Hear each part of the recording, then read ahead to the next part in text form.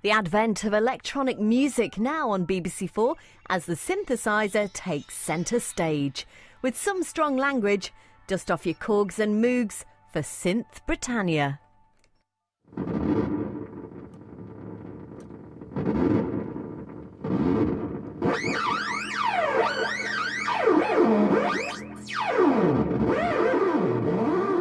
Welcome to a time when there were no guitars and no drums, just synthesizers. It was the 1970s. The place was Britain, and our heroes were a maverick bunch of young pioneers, obsessed by Kraftwerk and science fiction. All across the country, these synthetic dreamers would imagine the very sound of the future yesterday. And by the 80s, their dreams would become a reality, as Britain went synth-pop.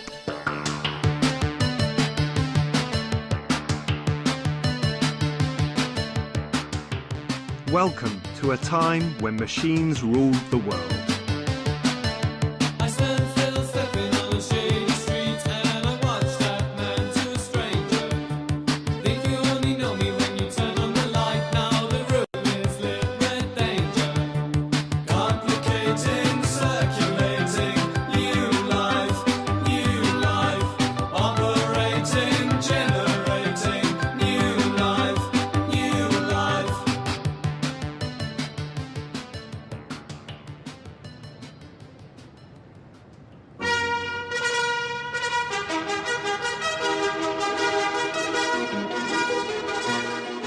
By the 1970s, we were living in the future. Our cities were going space age.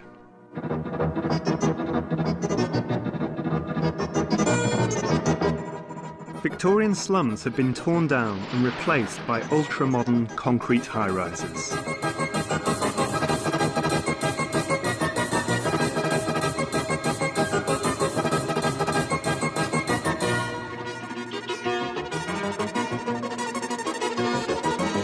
Entertainment also looked to the future. Our cinema and television screens were full of tantalising glimpses of a future that seemed just around the corner.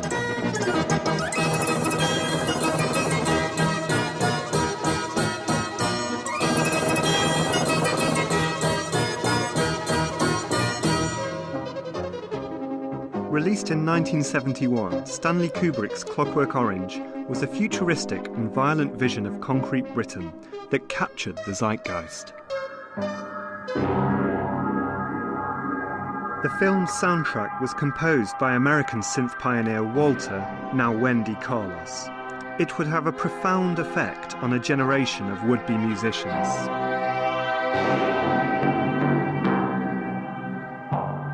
That was probably a lot of people's maybe first time they'd heard electronic music, you know, on the score to that film. It made me forever associate classical music with people getting their heads kicked in, which is kind of a bit strange.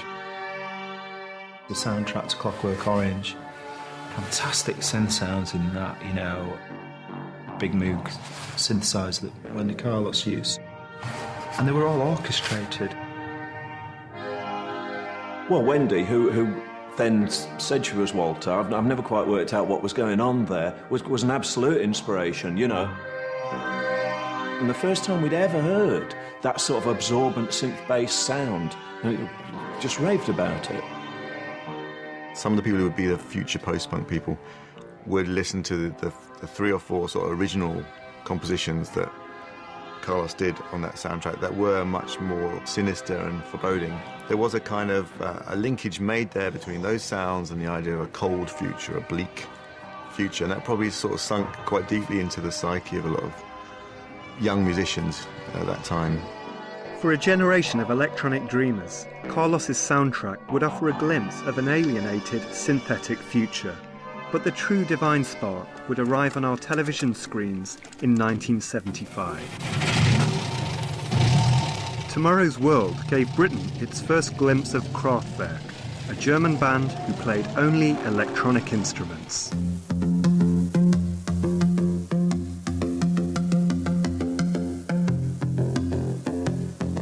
They would invade our shores later the same year.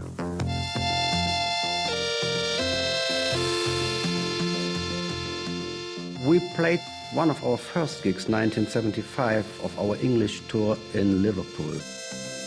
The Wings Over Britain tour was playing the same night in the town. That was also the reason why our hall was only half crowded.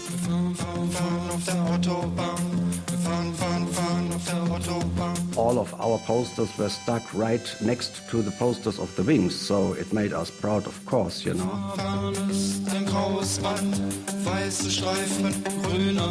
Amazingly, they came to Liverpool in October of '75, and I sat in seat Q36 and witnessed the first day of the rest of my life.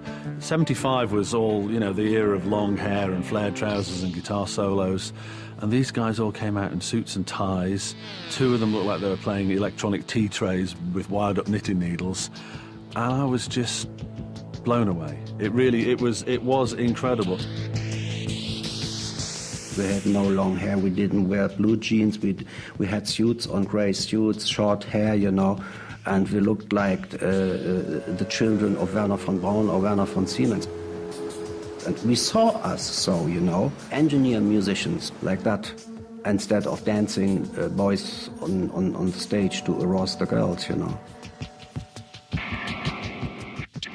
The interesting thing afterwards, there was a knock at our backstage door. It was a band. They were called Orchestral Maneuvers in the Dark. And the leader, Eddie McCluskey, was really astonished and happy that he was meeting us in person.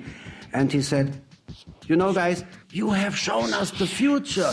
This is it. We throw away our guitars tomorrow and buy all synthesizers."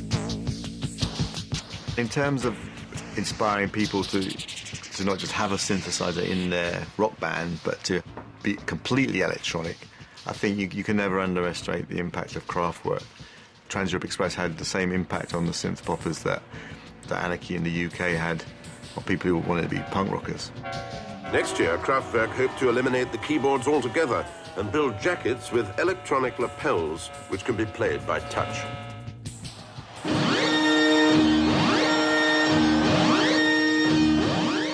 In British music in the mid-70s, the synth was a remote beast.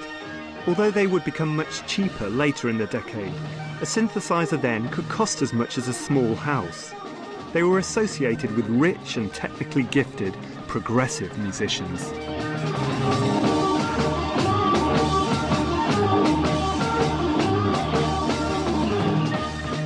Until punk came along, you had to be Keith Emerson. If you wanted to be in a band, you had to have learnt your instrument for at least 8 or 9 years before you would dare come out and play it. And it was simply the inspiration of The Damned and The Clash that said, get up and do it, you know. Do your best. If it's crap, maybe the simplicity will get you through.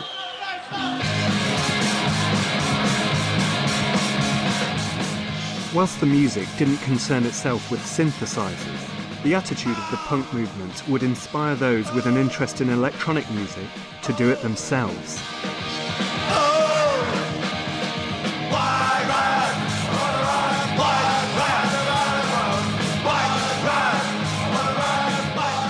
All the infrastructure around punk we absolutely loved. It's just that the actual music we saw as being quite old-fashioned. And being a bit of a one-trick pony. So what we did was we took the attitudes of punk and gave it a different context, i.e. let's make music that nobody's heard before. Across the country, small pockets of experimentation surfaced, inspired primarily by punk and Kraftwerk. We're in my studio at home in southeast London. One day I opened my email inbox and there was like 10 emails from a very disparate bunch of people saying, you've got to go to eBay now and buy this. And what it was Kraftwerk's original vocoder, which was being sold on eBay. And it was the one that was used on Autobahn. I thought, well, this is the equivalent for a guitarist of getting Jimi Hendrix guitar that was used on Purple Haze or something, you know.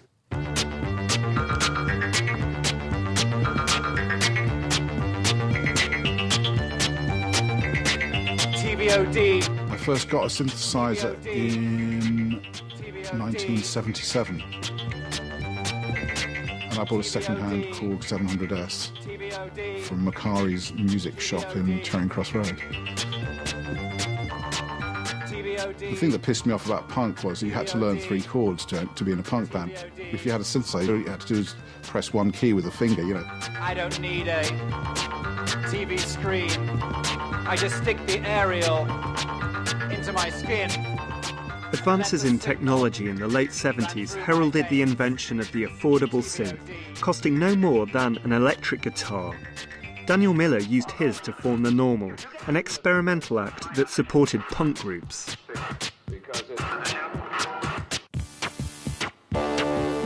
Miller drew on the work of English author J.G. Ballard, whose Crash was another futuristic vision of Britain. Warm, leatherette. Warm, leatherette. I'd just broken up with a girlfriend who I was very much in love with, and a friend of mine said, "I'll read this book." I don't know, and I read it, and it sort of really had a huge. I don't want to use all these puns like impact, but it had a huge impact on it. See the breaking glass in the underpass. It wasn't like science fiction in the sense that it was outer space and stuff like that. It felt like it was 5 minutes into the future, and I loved that aspect of it. The fact that it was kind of so outrageous but so possible at the same time. Leatherette. Warm Leatherette by The Normal. The Normal was the alias of Daniel Miller. Hear the crushing steel. The lyrics are just a précis of some of the concepts in Crash, Ballard's novel, which was about people who have car accidents and find that thereafter their sexuality has been diverted and they're obsessed with being turned on by car crashes. So, you know, the lyric like, the handbrake penetrates your thigh, quick, let's make love before you die. Warm, leatherette. The music was supposed to be visual, you know, like driving along a highway with big buildings either side and going into a tunnel. There's quite a lot of humour in it, really. I mean, it wasn't meant to be like apocalyptic or dystopian. Leatherette. Warm. Miller was one of Britain's first synth punks, and he wasn't alone. In the north of England, a bunch of computer programmers dreamt of a similar future. Well, we love J.G. Ballard, and in fact, you know, Roxy had a song 2HB about Humphrey Bogart, and we had a song for J.G., which was about J.G. Ballard. The Future were a bunch of sci-fi nerds from Sheffield. They formed in '77 and played only synthesizers.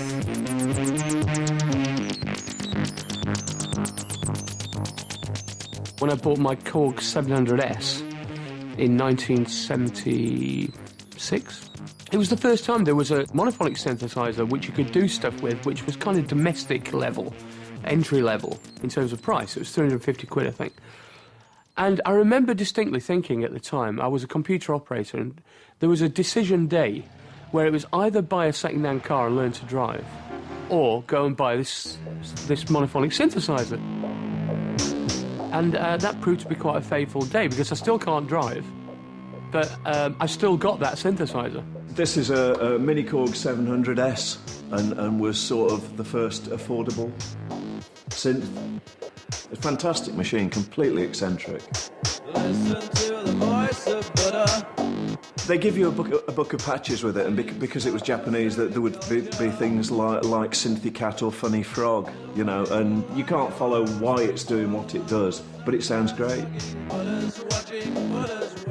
Usually with a synthesizer, you can get it to do something for you that you don't have to be manually good at all. That was why we turned to them in the first place, because no one could learn how to do the guitars either, because we'd all tried. My brother's a great guitarist, and he tried to teach me. It just hurts your hand. So we use these things, and you can press a switch on them, and they'll do things for about 10 minutes. It's quite interesting. If you've got a tape recorder, you can put it down, put something next to it, and it'll sound all right. The day that I joined the band, Martin came round to my house, and he had two records under his arm. One was Trans-Europe Express, and one was I Feel Love. And he said, "Look, we can do this." I think that was his actual phrase. We loved all that stuff. I mean, like the concept albums that George Moroder did with Donna Summer. 1, 2, 3, 4, 5.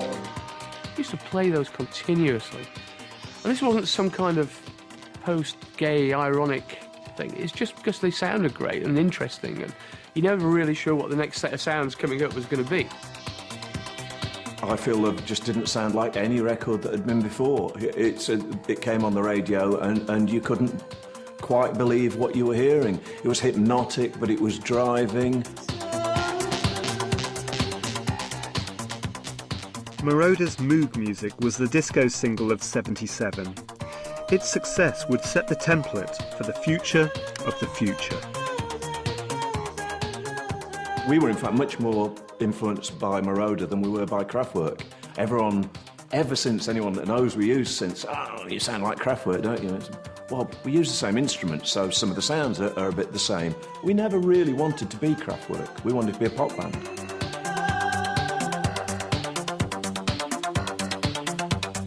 We wanted to embody a sense of futurism without being so literal. And it just so happened a friend of ours, he had bought for him this science fiction board game called Star Force. And it was prodigiously tedious. I mean, it was real geek stuff. And it was impenetrable. You couldn't play it. There was the rise of the Human League or something. And we thought, the Human League, that is such a cool name. No future, they say. The Human League set out to make electronic pop for the modern city. Now is calling. The city is human. Blind you take hope, your dojo, so your time is to make fun come soon. We've had it easy, we should be glad. High-rise living's not so bad. The Human League had a totally different spin on synthesizers, where it was much more like this bright, technocratic optimism thing. And in fact, in one of their early songs, Blind Youth, you know, they make fun of people who go on about dehumanization. Dehumanization is such a big word. It's been around since Richard III. Dehumanization, it's easy to say, but if you're not a hermit, you know the city's okay. I'd say most of the brightness came from Martin. Martin's very optimistic, and if anyone's moaning about anything, Martin will go and write a song in the opposite direction. I think I felt a bit gloomy about the concrete jungle and everything, which is ridiculous because I'm a townie. You know, I gravitate towards concrete. If you put me in the country, I would just find the nearest town and go, and I'll be sitting in a bar quite quickly.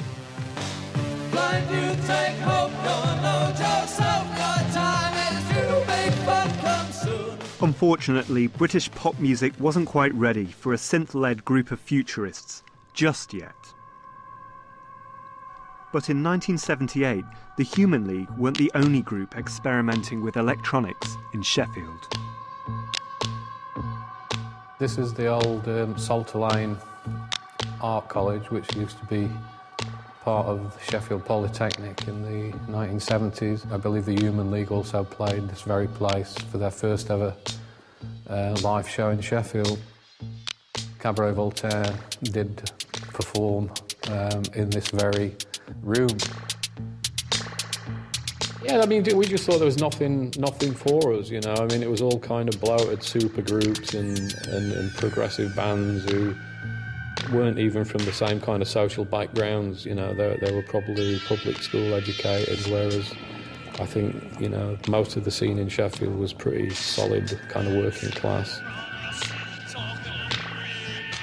You'd find little bits of interesting music within perhaps some of the prog rock stuff where there'd be a weird little synth break. But then, you know, once you kind of start to discover all the German bands, you realise that there were entire albums that were made of electronics. Whilst the Human League dreamt of pop, Cabaret Voltaire were anything but, using electronics to explore Sheffield, a city torn between the past and the future. I remember watching loads of science fiction things in the 60s, like Doctor Who and things like Quatermass. And all these kind of strange things seem to happen in kind of old gasworks or industrial environment.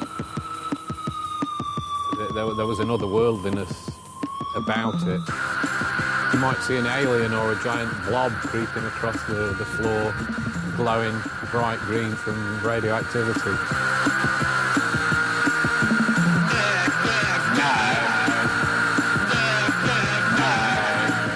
Very arty group. Obviously their name echoes Dada.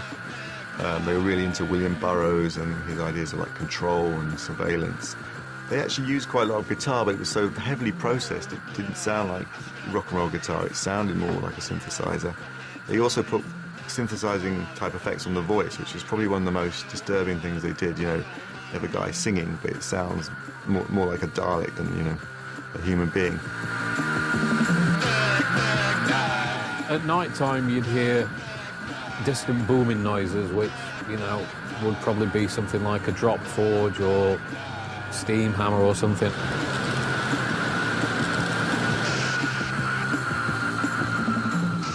You certainly knew that you were on the edge of, you know, heavy industry. Everything in their music was kind of alienated, and, you know, the music that comes from people who are kind of divorced from any kind of natural life, any natural rhythms, the music for a kind of hostile environment. If I've ever been asked to explain that movement, I always call it the alienated synthesists. And, you know, Throbbing Gristle, Cabaret Voltaire, Joy Division, who were a little bit less obviously synthy. Everyone was sort of like that. We were all going around in long coats from second-hand shops and saying how terrible things were with a synth. Across the Pennines, another pocket of alienated synthesists dreamt of an electronic future in the spiritual home of British pop music.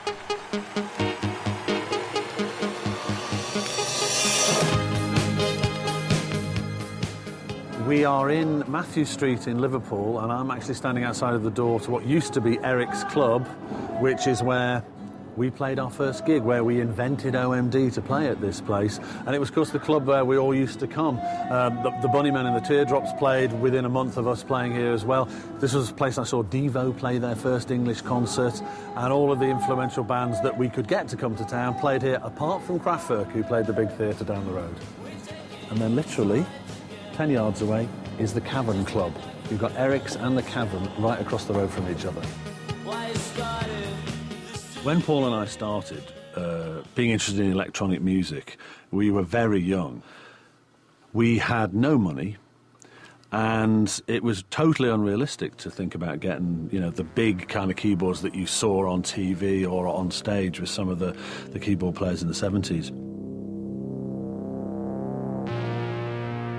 My mother had a K's mail-order catalogue, and they had some synthesizers. Our first Korg Micro preset was bought from my mother's catalogue for 36 weeks at $7.76 a week, I seem to recall. This was the first synth, and we'd made the first 2 albums with this, you know, and it's like, it's quite a basic synth.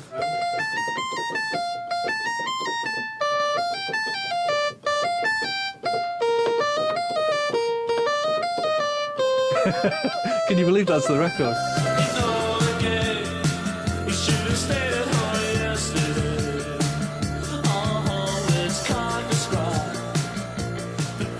The major record labels largely ignored synth music, forcing bands like OMD to look to newly formed indies instead. In 1978, OMD would sign to Factory. A movement of sorts was beginning to coalesce. I think the first wave of bands that sort of came out of the closet in the late 70s, we were all working independently of each other. There was no unified movement. It didn't all start in one club or one town. There was no gang of people who all had a manifesto that we were going to do the new British electronic music. It was small pockets of people in different parts of the country who were independently, obviously listening to the same things.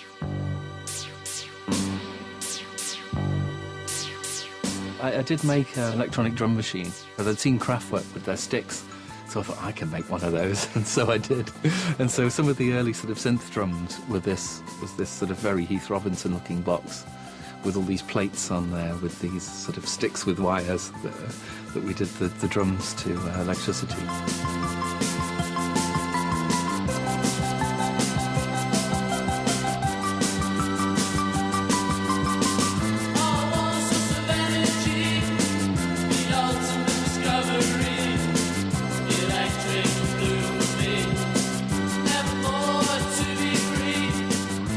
horrified when Tony Wilson said, you know, what you do is the future of pop.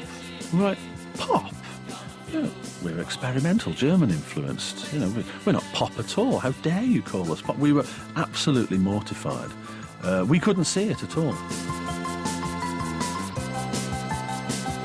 Totally by accident, Paul and I guess others at the time, had distilled the electronic experimentation and the kind of glam pop of Britain from just a few years earlier into what was going to become, which didn't seem at the time, but was going to become the future of pop music.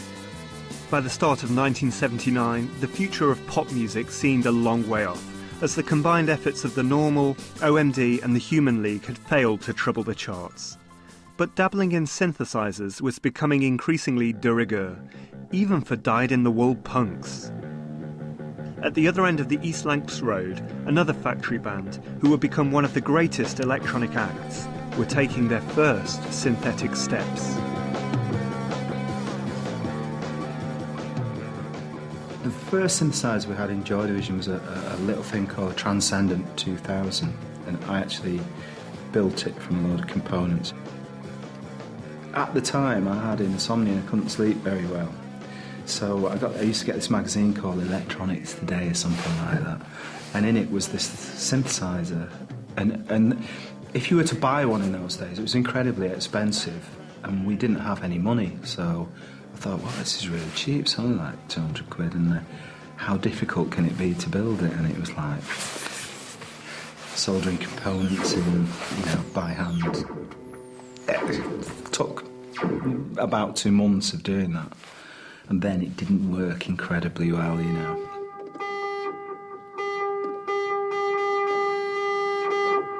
I remember we went to write a track in a studio called Cargo in Rochdale, and when we went in, we found a little Woolworths organ that you switched the battery power, switched it on, and it blew a fan. You could play chord buttons on it, so I was messing about with these chord buttons, and then Martin Hannett, I think, had brought in a Selena string synth, and you can play more than one note at a time on it. So I got the organ and the synthesizer and hit these chord buttons and wrote Atmosphere, Joy Division track, and just seemed to write it there in the studio.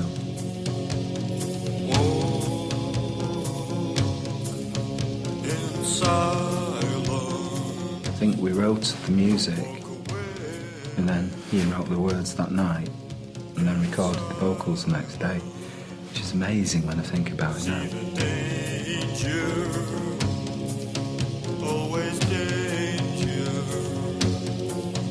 endless talking, life rebuilding, don't walk away.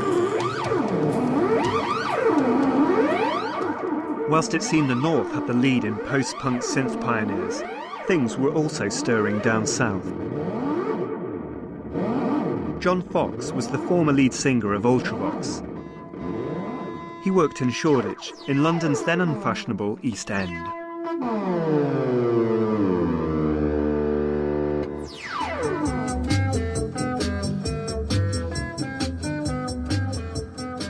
These modular synths were the first generation, really, of working synthesizers. And then the companies decided to make a cheap version of it because no one could afford these, or very few people could afford those. And they condensed all that down into this. London seemed almost empty in the 70s. I used to walk around the streets and there were newspapers blowing around in a car in the distance and grey concrete walls, and everything seemed gritty and lost somehow, like we'd lost direction. And I wondered what that was about. I wasn't angry about it anymore, as we were supposed to be as punks. I just wanted to make music for it, the kind of music that I could hear. Standing in the dark, watching you glow, lifting a receiver. Nobody I know.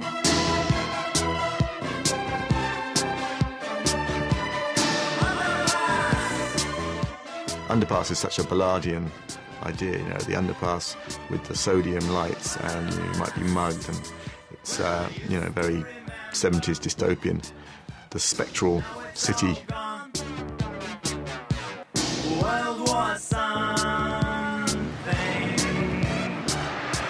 This was the industrial bit of London that had served the docks and done some manufacturing, and both of which had gone. It was like living in a Quatermass movie, because I realised and discovered that underneath all this area are the plague pits, where the bodies were thrown. So that inevitably leaks into the music. That's why a lot of my music's so dark, I think. It's because I come from Lancashire. And where did I end up but in a place even more sinister?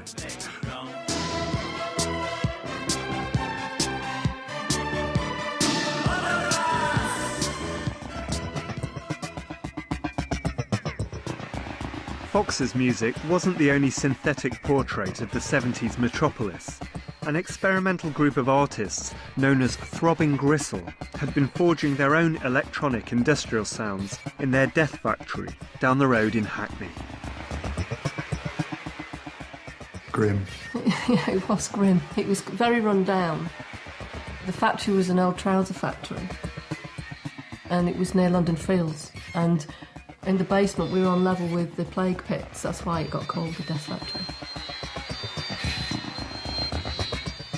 There was still a lot of sort of antagonism left over from, I know it sounds like unbelievable, post-war, because there were still people there, like the park keeper, who used to be one of Mosley's brown shirts.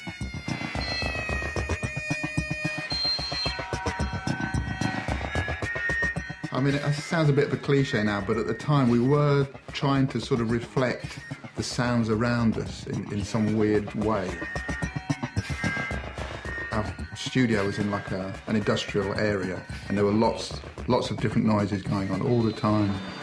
And we were sort of trying to reflect all these sounds and the way they all come together into like this weird mishmash of electronic experimental textures.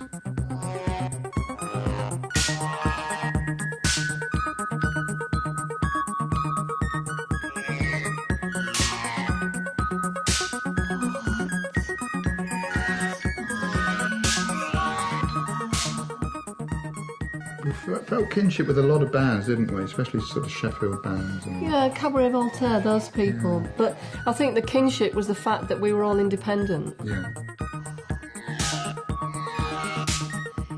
Chris Carter in Throbbing Gristle was a sort of nut for Tangerine Dream and that kind of music. So they were sort of some hypnotic, dreamy, electronic Throbbing Gristle tracks that were actually quite sort of pretty in a funny sort of misshapen way.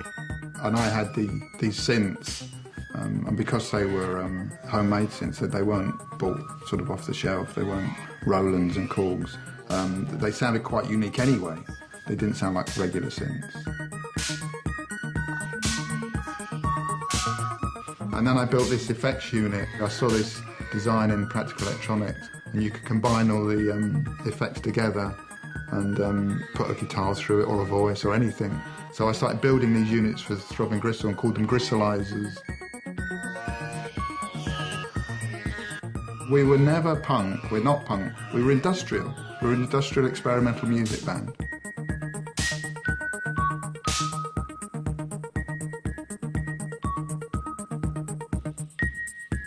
Come 1979, British electronic music was still being ignored by mainstream labels.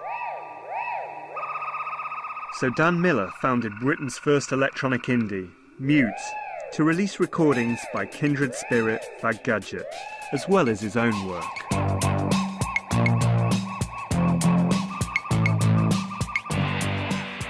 I wasn't interested in rock and rock music at all at that point. I really only was interested in electronic music. And I thought that was the future of where exciting music was going to come from, and I wanted to be part of promoting that. One of Mute's first releases would be strangely prescient. I came across an old Chuck Berry songbook that I had at home, and I thought, I wonder what that sounds like done on synthesizers. Long distance information, give me Memphis, Tennessee. Help me find a party, trying to get in touch with me. everybody said, you've got to release it, it's amazing, you know.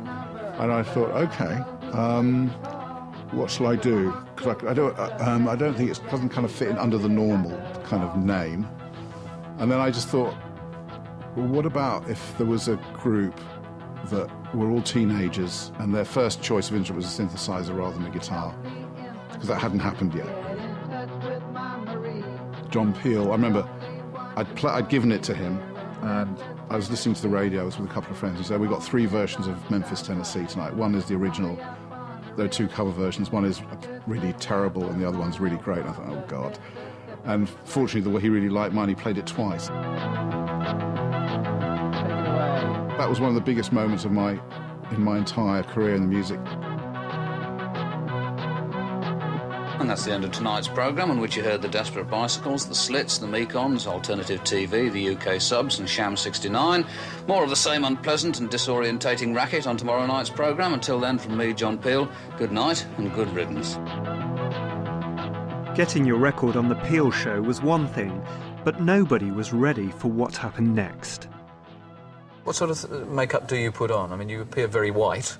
Well, it's all natural, actually. It's Max Factor is a pound stick, and it's 28, which is just natural. It's not white makeup, it's normal. And then I just powder that with skin tone powder, and then just eyeliner.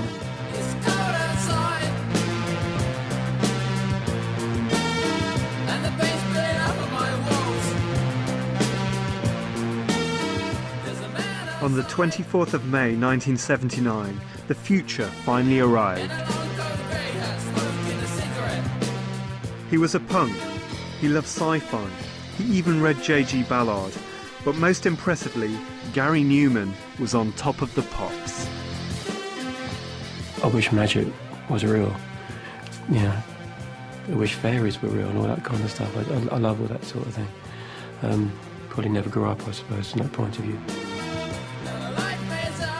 The first time he was on Top of the Pops, I think either she phoned me or I phoned her. Are you watching this? Have you seen this man? He's fantastic, you know. The look and the sound was so different. Sort of alien, wasn't it? I was in a lot of trouble at school. I was sent to child psychiatrists and things like that, which turned out to be apparently Asperger's. Felt more comfortable on my own. The classic loner, I suppose. You know, didn't go out drinking, didn't go out clubbing too much.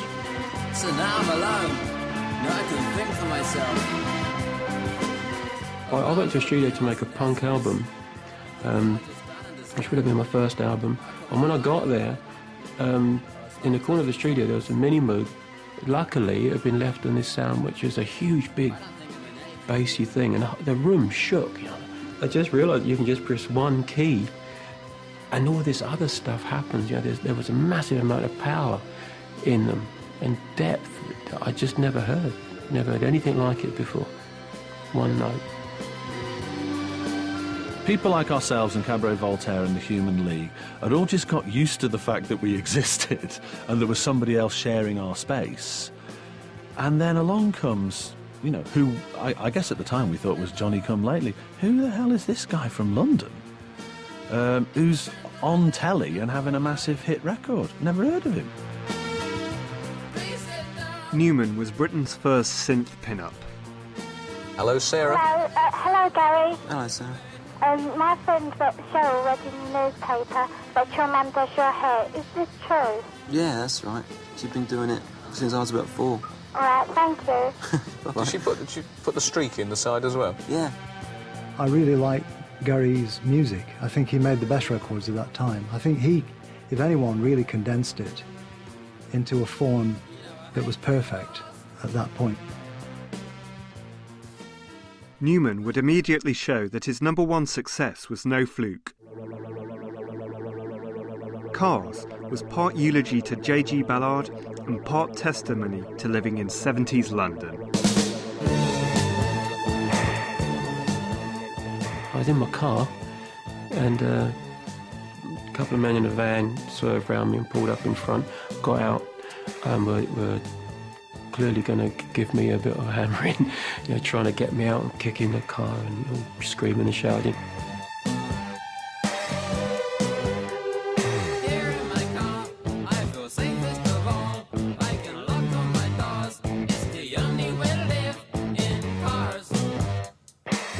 I was pretty scared, so I locked all my doors, and I ended up driving up onto the pavement and shot along the pavement because I couldn't go anywhere.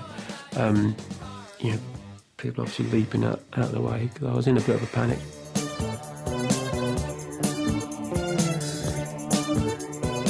Cars is just about feeling safe in amongst people in a car because no one can get to you in your own little bubble.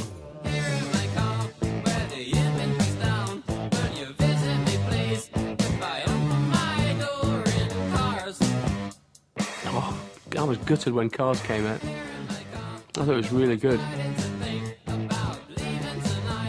All this time we were convinced, just a matter of time before we have a #1 record, because, part arrogance and part stupidity.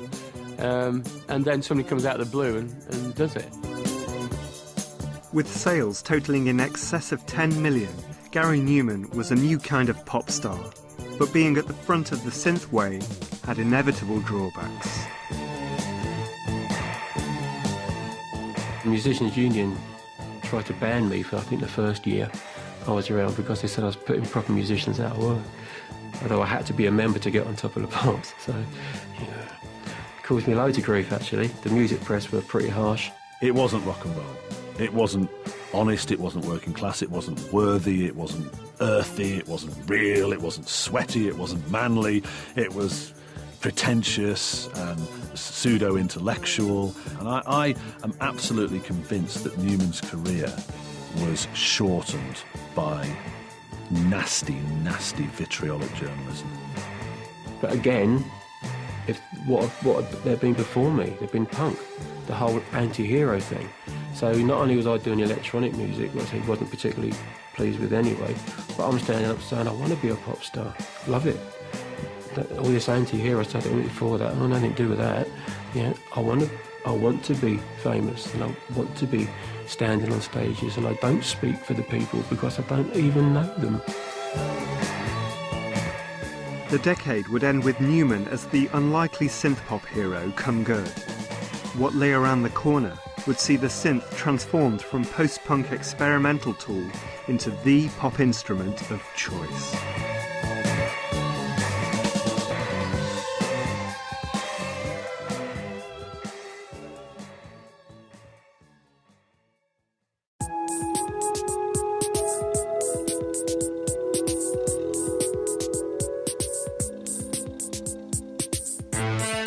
As the 80s dawned, the future finally arrived, and it wasn't going to be alienated. A shift to the right heralded a new era in Britain, an era in which prosperity and material wealth would be vaunted above all else. There would be no room for experimental dreamers in the me decade. You were a success, or you didn't exist.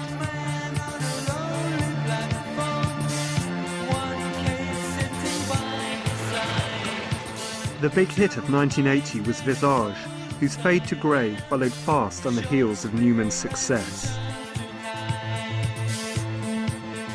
It seemed the future had passed the Human League by.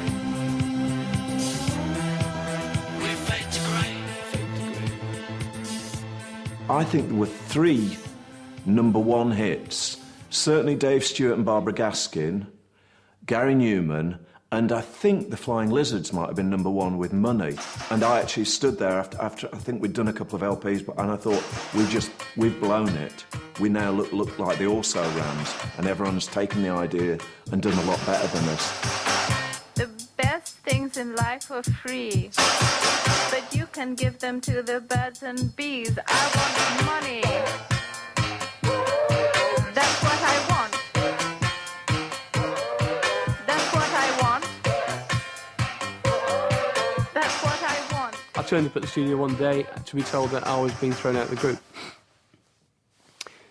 And it was a bit like School of Rock, with Jack Black going, you can't throw me out of my own group. We'd released reproduction of Travelogue and done all this touring. There was a nagging undercurrent of dissatisfaction from the record company that they weren't selling as many records as they hoped.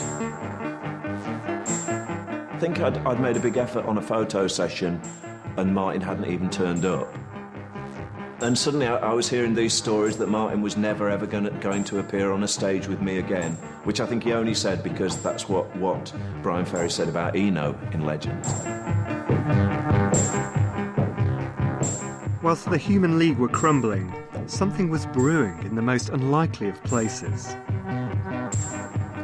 Basildon was a new town. Built for the post-war East End overspill, it wasn't one of pop music's more romantic places. But a bunch of kids were going to ditch their guitars and reinvent synth music as pop. When we were growing up, Basildon was a very violent town. We had the highest crime rate for about 5 years on the trot. But I can remember going back to Basildon and going down to the pub with some friends, and I had black nail varnish. Going to the bar and ordering a drink. I'd totally forgotten about it, wasn't even thinking about it. And some guy just said to me, "What the fuck have you got on your fingernails?" Depeche Mode formed in 1980. They had a spot at their local disco. Well, Crocs was a really ordinary disco. Well, there was a crocodile, yeah. It was quite a sorry-looking animal, but it was alive. They had this night once a week where they would play things like the Human League and Soft Cell, and also bands would appear there.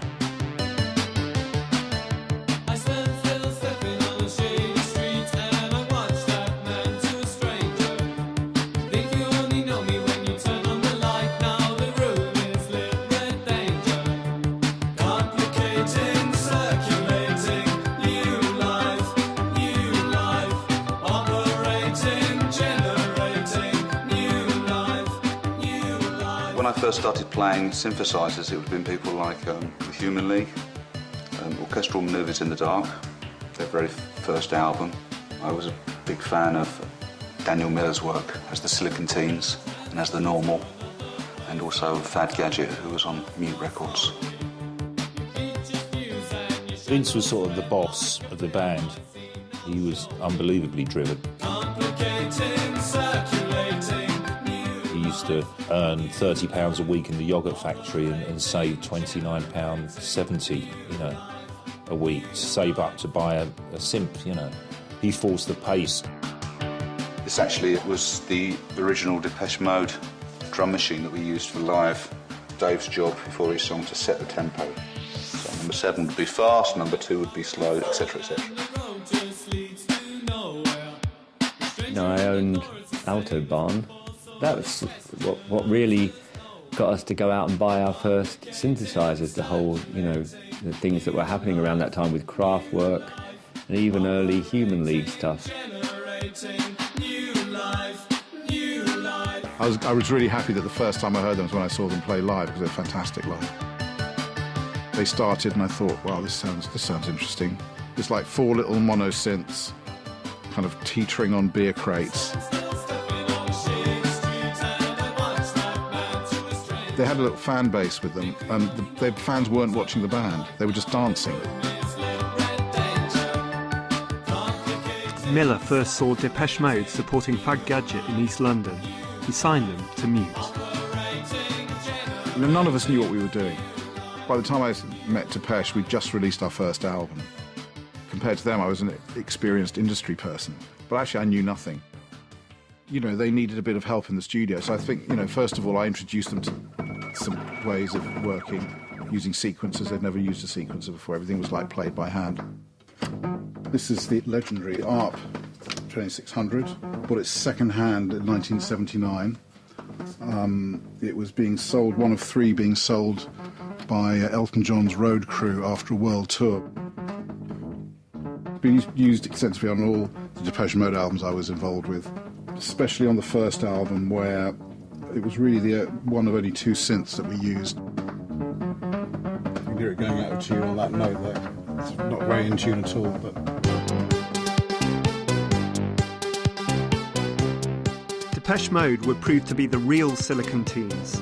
The combination of sex appeal and synthesizers would make them one of the biggest pop acts of 1981.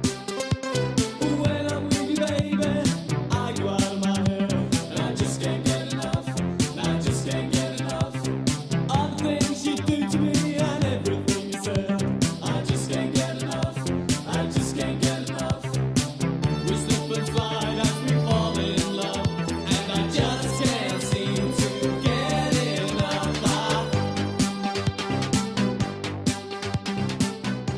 when Depeche Mode, when we were gigging, we'd all carry our synthesizers, and I, for some reason, you know, had to buy the heaviest synthesizer out of all of them, you know. And we didn't have cars or anything, so we'd be on the train.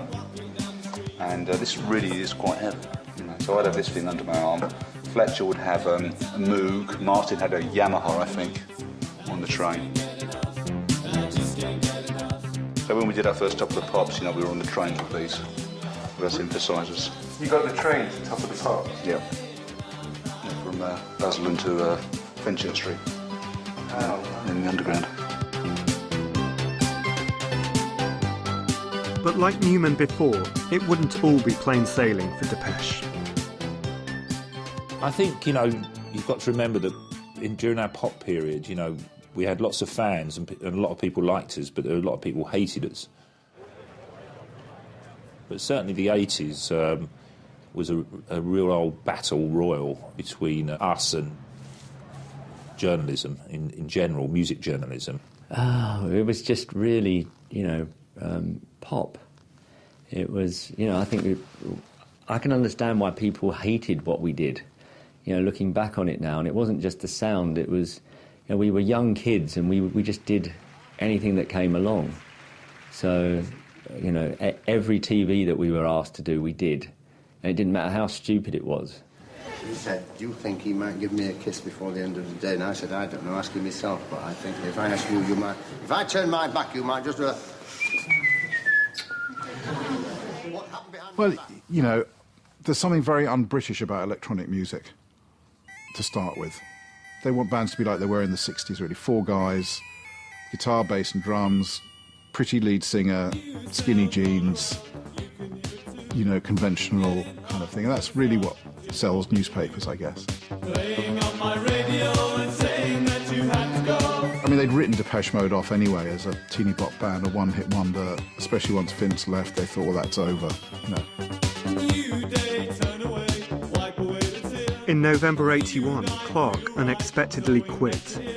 I was and still am a bit of a control freak, so, you know, and with the advent of computers and sequences, I realised that I could make all of the music myself.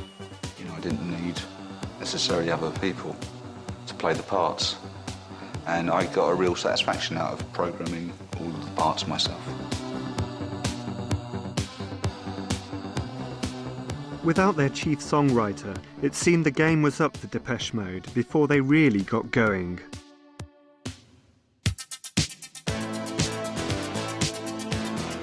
In the same year, a reversal of fortune had seen a new-look Human League finally get in on the pop action, partly thanks to a lineup change that took them out of the pages of the NME and put them on the front page of smash hits.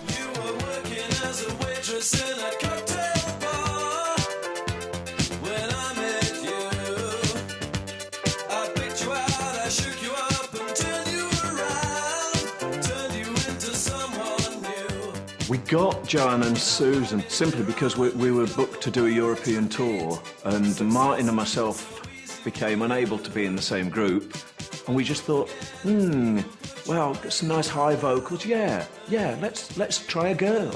Let's be a bit different and try a girl.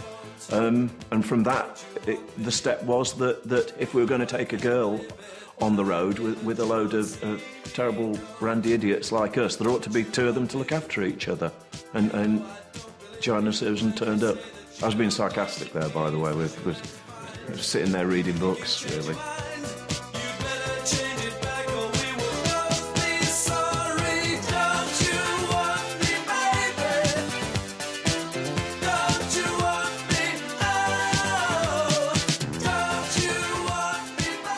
Oki spotted the girls dancing in a futurist nightclub in Sheffield. Our parents thought there's some ulterior motive, something's going on. But then Philip came round and met both sets of parents, and they thought he was a decent enough guy. And then we went to school with our parents, and they talked to the head teacher, who thought that it would be good for our education to have 6 weeks going around Europe, because we could go to art galleries and things like that.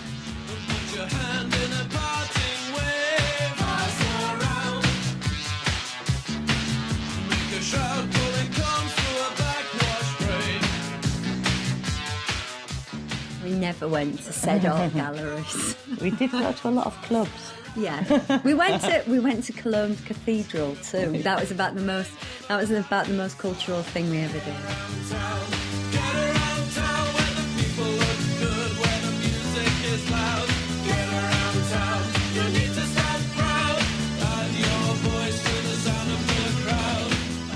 It also meant that we could appeal to women as well as men. The early Human League was a very male-based group, and really only lads in long coats liked us.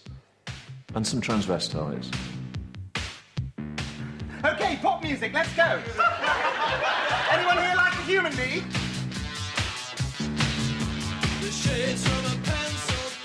Released in '81, Dare crystallised the new synth-pop sound. We did something that could only be done at that stage. While we were doing it, they were bringing the machines in that enabled us to do it. For instance, the very first Lindrum, I think, that arrived in England, came into our studio, and we took the drums off Sound of the Crowd and put the Lindrum on. And without that, probably it wouldn't have worked. I mean, I remember when Martin Rushent got the Lindrum, and it was like a child at Christmas getting, you know, the first fire engine or something, and he was jumping up and down, and all the boys were, you know, like, oh, it's a drum, you know, because before that, apparently the drums had been one of the hardest things to do, and now there was this box that was sort of this big, and you could program it, and they were all very excited, and we were a bit like, OK, boys. Now the floodgates were open, the rush to market swept every aspect of British life in the early 80s. Everything was now up for grabs, including pop music. In an attempt to eclipse his ex-bandmates, former Human League member Martin Ware would cash in on the times with a concept album. We were doing the day shifts, they were doing the night shifts in the same studio. They were making Dare, we were making Penthouse and Pavement. I've never been so motivated in my life, believe me. I said, we're going to make it stylish, fantastic. Finally, the shackles are off. We can start using other instruments because it's, you know, the original manifesto is broken. But we're still going to make it predominantly electronic. And so the idea was that suddenly we're not a group. We are ripping open the facade and going, no, this is great music, but it's a business. It really is a business. Doesn't matter, Bob Dylan can sing all he wants. He's busy brown-nosing the A&R man behind the scenes. Now here comes my job. Sweat and bleeding with the mob. Dreams become ideals. But ironically, and we were totally anti-Thatcher and always have been, you know, fascist crew thing, etc. It got taken on board by the aspirational yuppie culture in the early 80s as their kind of theme tunes a lot of the time, like Let's All Make a Bomb. They completely missed the point of the song, totally, and it's like, yeah, mate, oh, I remember listening to that, yeah, Braces, it's fantastic, mate, love the ponytails.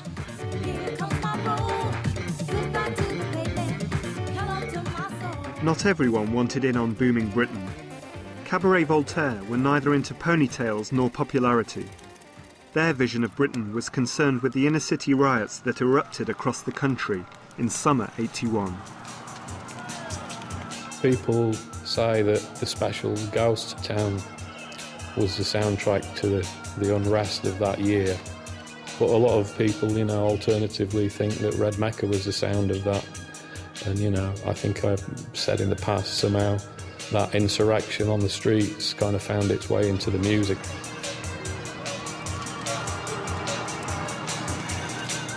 You kind of took some heart in the fact that some people were kicking back against the system, albeit in a quite a crude manner, and were prepared to take on the police.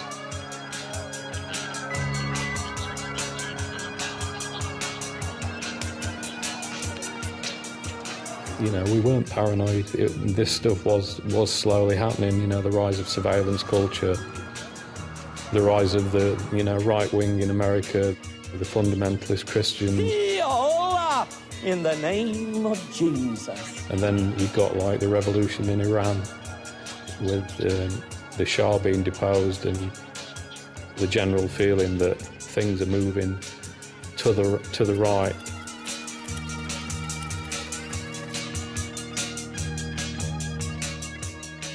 Meanwhile, something strangely synthetic was happening in the sleazy underbelly of London's Soho.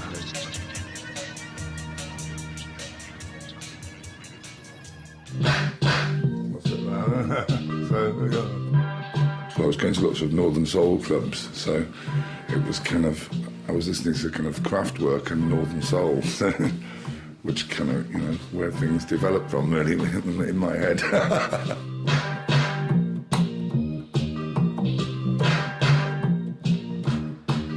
Yeah, I missed it. And when we had the money, we'd come to Soho and just hang around Soho and just getting ideas, which is where the name came from. Sometimes I feel I've got to run away. Non-stop erotic cabaret. It was the Raymond Review bar back in like 1980 or whatever, and that's where that photograph's from. Because we were just kind of fascinated by being like these two northern hicks in the sticks, and suddenly we're like, wow, this is amazing. It was a sort of, it's kind of glamorous and dangerous, and lots of neon lights and stuff, which we were kind of fascinated by. Now I'll run from you. This tainted love you've given, I give you all a boy could give you. Take my tears and that's not nearly all. Tainted love. Tainted love. The first people doing the electron thing really kind of came the alienation, I am hollow inside kind of thing, like Gary Newman. Then you get this sort of second wave where you've got the sort of cold, glistening synth sound, but the singer's actually very, very emotional. Mark Arman's a good example. He's like torridly emotional. Someone to hold you tight, and you think love is to pray. It's like there's a passionate, super passionate singer, and then the one other person, usually a guy with the synthesizer.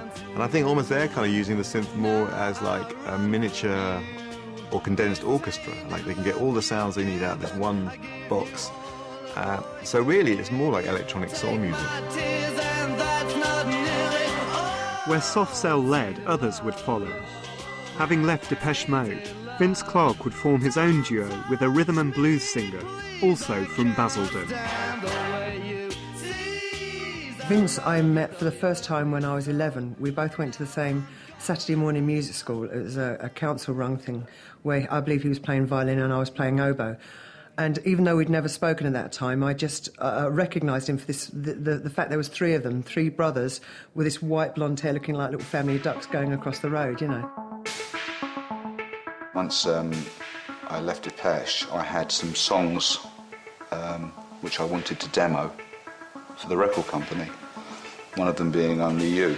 Looking from a window above, it's like a story of love. Anyway, I got in touch with Alison because I vaguely knew her. I mean, we didn't have plans to form a band or anything. We had no history together. We just went from the demo to the recording studio to making the first record. All I needed was the love you gave. All I needed for another day. And all I ever knew, only you.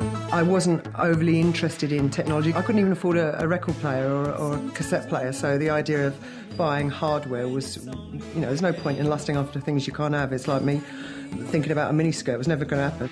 Listen to the words that you say. It's getting harder to stay when I see you. Well, Vince Clarke then forms another one of these classic sort of fire and ice groups, you know, the ice is the synth and then the fire is Alison Moyet. So that's almost like a template for 80s pop is, you know, the synthesizer guy, the synthesizer boffin, and then the super passionate singer, usually female or maybe gay male, you know, it's kind of, the duo replaces the rock band.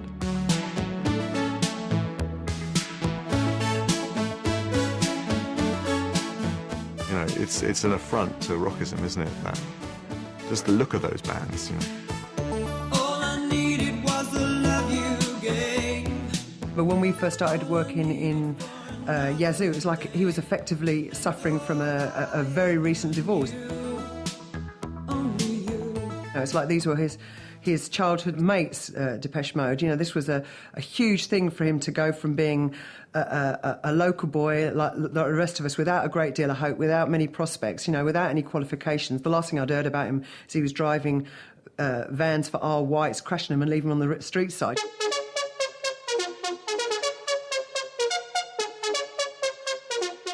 Yazoo signed to Mute Records in 1982, and to his surprise, Daniel Miller found himself with another wildly successful pop act.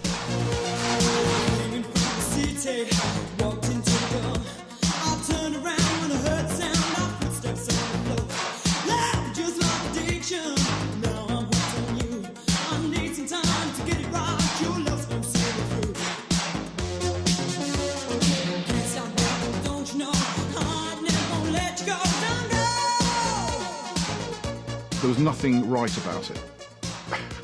It was quite soulful music with a very cold electronic beat.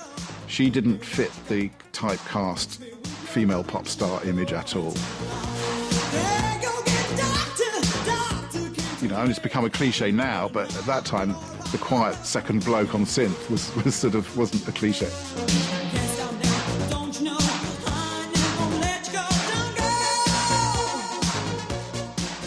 In the 18 months that we existed, myself and Alison never got to know each other.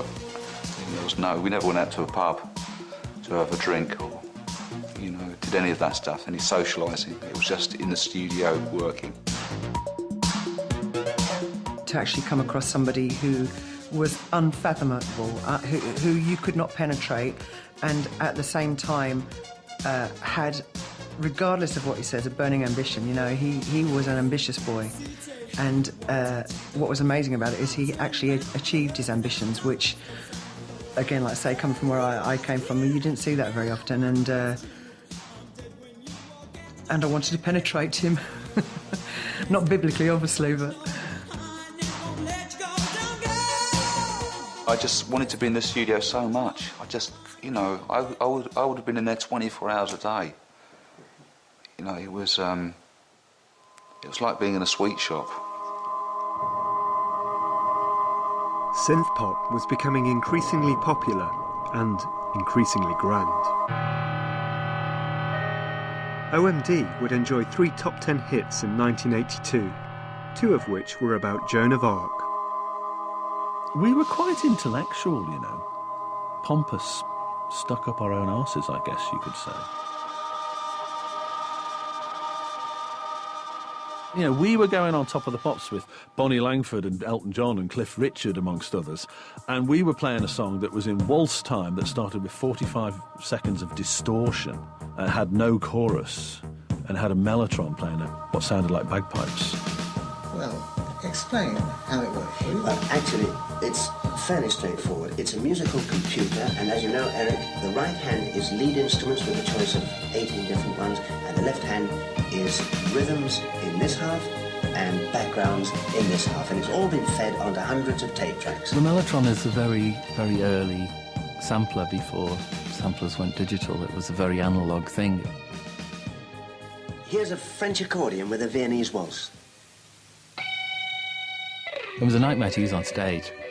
We were playing in this tiny town in the middle of France, and the mellotron was completely out of tune because all the town were drawing the power down so much, cooking.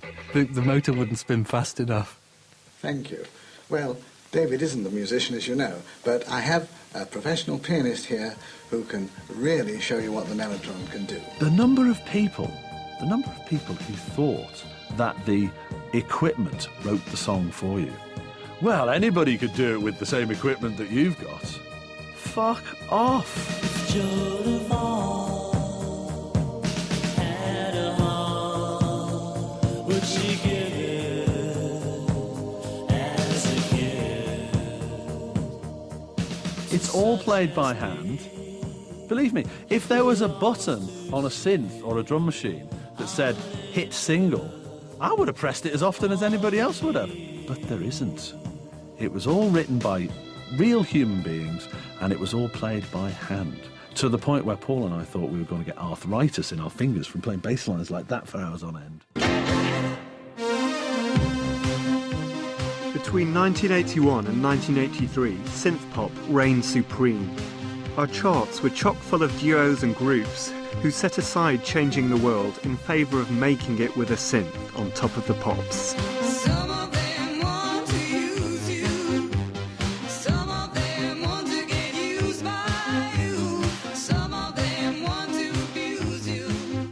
You've got to remember that it was the first time ever that someone could sit and make a record on their own.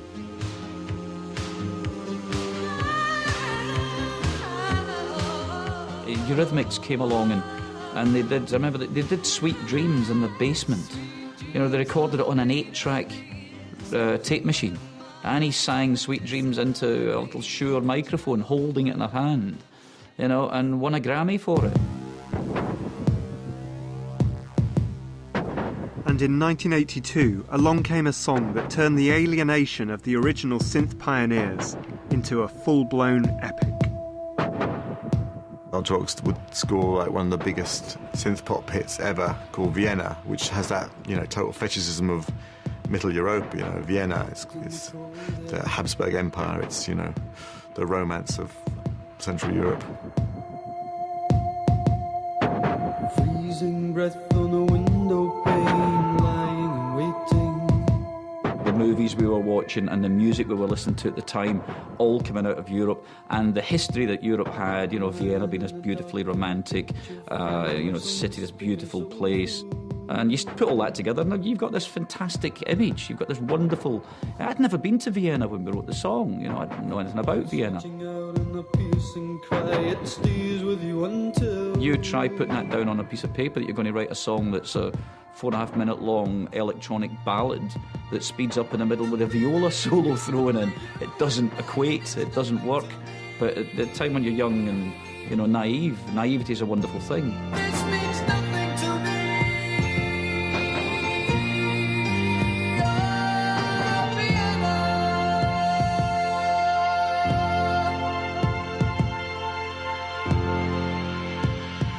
Not to be outdone by their English synth-pop derivatives, Kraftwerk would return in 1982 to score their only #1 single success, cashing in with a song that they'd originally recorded in 1978.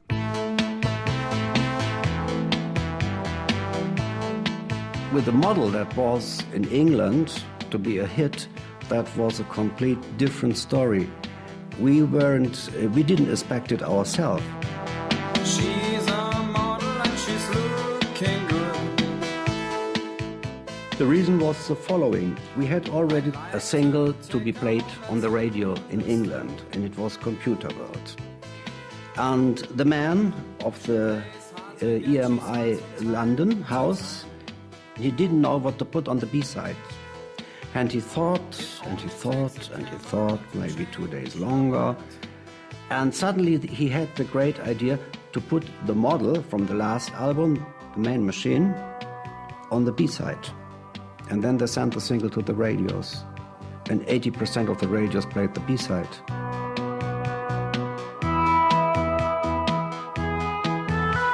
She's going out to nightclubs drinking just champagne. By 1983, Britain had entered an era of conspicuous consumption and greed that made the late 70s seem like a foreign country. It would provide inspiration for Depeche Mode's new chief songwriter. The handshake seals the contract. From the contract, there's no turning back. The turning point of a career in Korea. The early 80s were just a terrible time in Britain. And I was young and impressionable, and you know that was really when I first felt like I was, you know, sort of writing from the heart, really.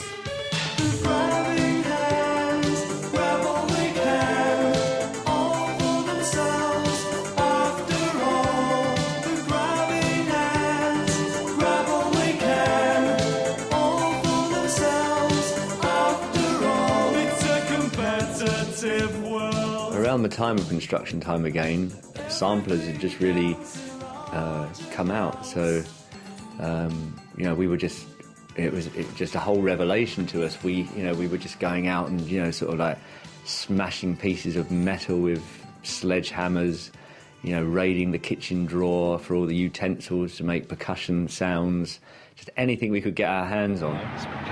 We've got this vague idea at the moment, which was used on the demo. We've got this pebble, which we got from the mud. The mud.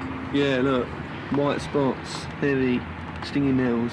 Anyway, the idea is to roll the pebble on this piece of metal along here, this window frame, thus making this sort of sound.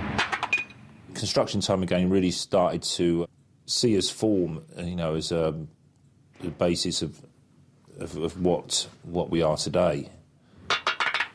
That's a lot better. Anyway, and the idea is to take that sequence and to make an interesting rhythm out of it, and to sequence it all through the song, you know, so people dance. Depeche Mode pioneered their new sampler-based sound in London's Shoreditch. In those days, Shoreditch was there was not a soul around, but now, of course, with Hoxton, etc., it's sort of like the trendy place to be. But it wasn't when we were at the Garden Studios. It was not a soul to be seen. Construction time again. What is it this time? I remember there was one sound in particular that was us actually hitting a piece of corrugated iron that was the side of a building site, and the sample sort of went like, "Oi!" And there was like the site foreman, you know. It's a log. It's a log. It's a log. It's a log. It's a log. It's a log. We seemed in the 80s really to be doing a one-band crusade for electronic music, you know, against the music press that was overwhelmingly rock-based. We would often do interviews with journalists, and we'd have a big arguments because they just didn't consider electronic music to be real music.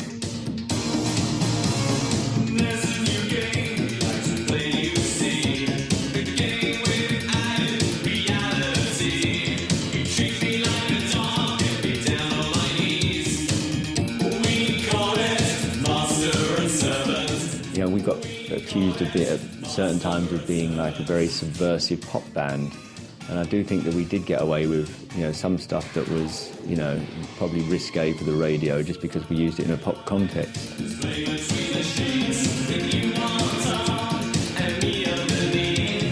In our early career, I mean, there are things like, you know, Master and Servant and stuff.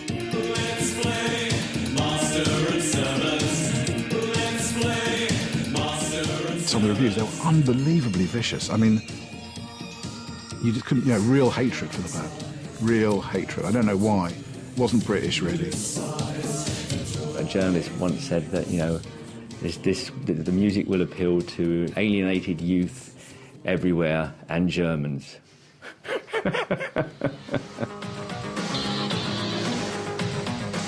Depeche Mode would eventually find a sympathetic home for their music in America.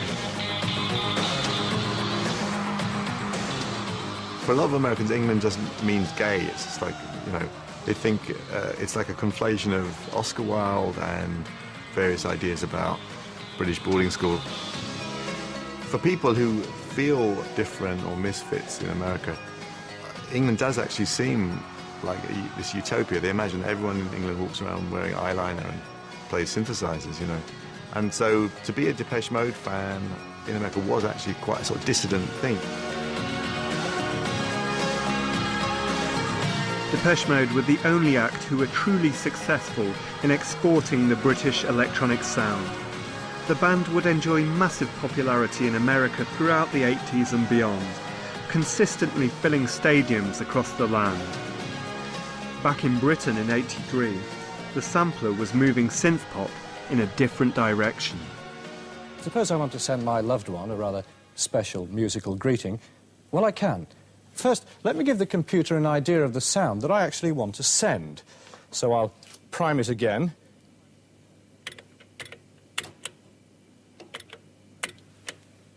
And now I'll speak into the mic. Hello. And we have to wait a couple of seconds now for the sound wave to come up. There it is. Hello. Hello. Hello. Hello. Hello. Hello. Hello, dear. When we arrived in it, the emulator had just been invented. And it was completely riveting because it had James Brown going, please, you know, and you could play it up and down the keyboard. Had a string quartet or an orchestra. It had the famous Beethoven Rumpf, Rumpf. And so the first record we made, West End Girls, every single sound was actually a sample played on the same keyboard, which looked just like a little Bontempi chord organ. The idea was to take real life and put it against beautiful or danceable or both music. Because we were the last of the thing that started with Unhuman League, and we were probably the first of the thing where pop music was related to dance music. Western town, the dead end world, the East End boys and West End girls. Ooh, Western town, the dead end world, East End boys, West End girls. The Pet Shop Boys gave us a glimpse of what the future held for British electronic music. But the band that would truly spearhead the shift from synth pop to dance music had evolved out of the ashes of Joy Division. Whilst in America, New Order would have a synthetic epiphany. Kind of at the period where Ina died and we were recording in New York. We spent a lot of time in New York, and I was going to nightclubs after the studio every night. I remember sitting there on these kind of steps in a club and thinking, wouldn't it be great if one day our music was played in a place like this?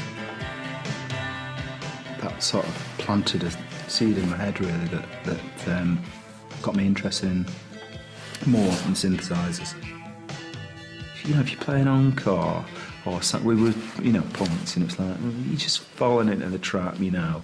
It's a phony thing doing an encore, everyone expects it, you know, and well, let's get these machines to do a track and we'll just go on. If we do an encore, press a button and then they'll go off, you know. That was the idea.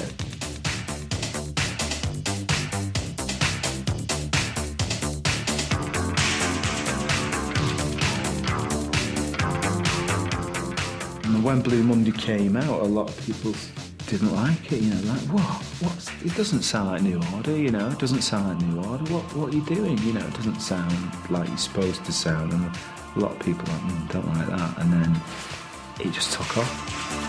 How does it feel to treat me like you do when you laid your hands upon me and told me who you are?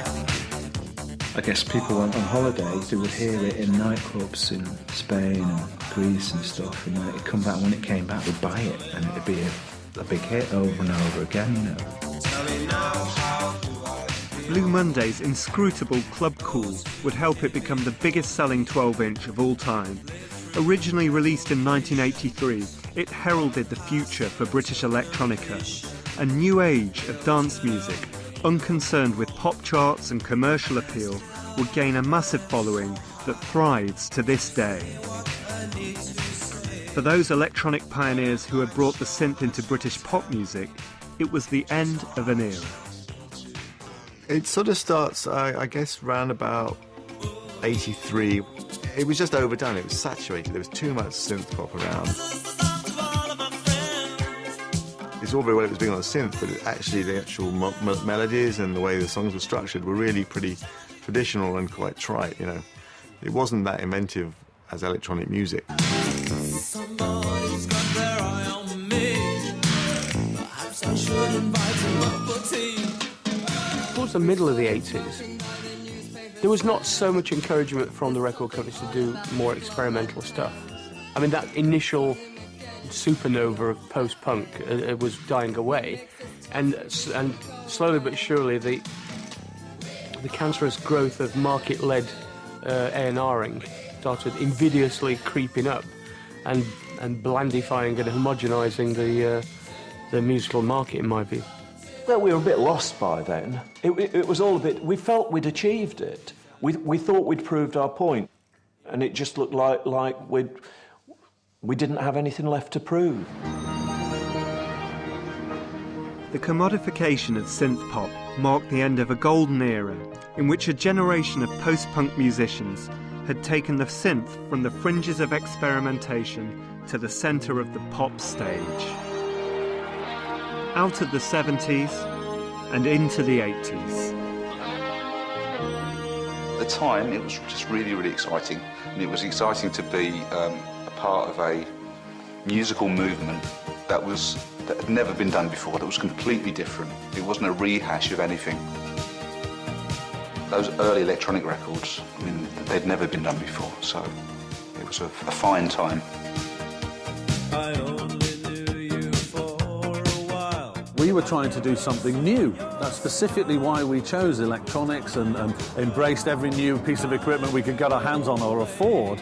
We wanted to sweep away all of the old rock cliches and the stereotypes and the lead guitar solos and long hair and everything.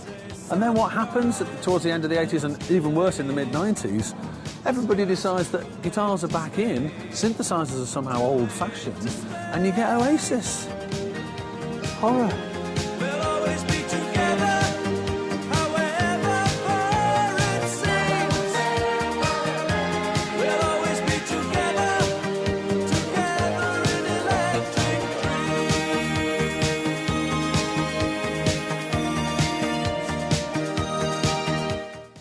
Next tonight on BBC4, synth legends pay a visit to the Beeb. Stay with us for some stunning synth in concert. Because the friendship that you gave has taught